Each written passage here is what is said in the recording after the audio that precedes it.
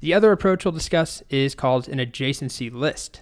So I actually changed these nodes, the vertices, to be numeric, and you'll see why in just a second.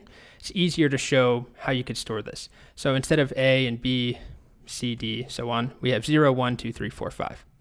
So the way that this works is we use an array or a list to store the edges. So if we wanted to figure out what edges, what connections there were between 3 and its other nodes, the other vertices, we would go to index 3 of our array, 0, 1, 2, 3 right here, and then there's a list there that contains the connection. So there's a connection between 3 and 2 and 3 and 4. As you can see here, those are the edges. If we wanted to know, is there an edge between 5 and 1?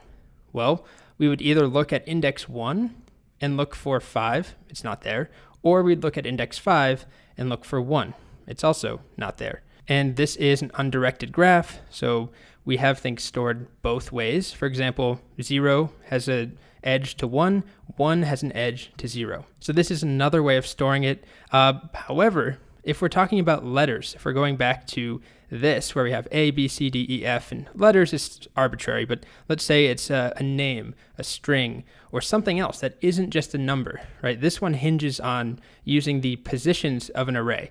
To find the connections, the edges from 0, we go to the 0th item. And that works, but what if our nodes aren't numeric? What if they're not in order like this? What if they're strings? Or what if there's huge gaps between the numbers? So we don't want to just use an array. What else could we do? Well, we could use a hash table, use a key value pair data structure. So a dictionary, a JavaScript object, a map, there's many ways of doing this depending on the language, but here's the exact same information where we store for a given key, instead of a key being a number like 0 in an array, it's now in a hash table or a hash map. To look at the connections, the edges from A, we look up A inside of this structure, and then we look at the list and we see, all right, there's something from A to B and A to F. As you can see here, A to B, A to F. Same thing, let's do E. So we'd ask for E from this hash map, and we get this. So that tells us there's a connection between E and D and E and F. Okay, so this is an adjacency list.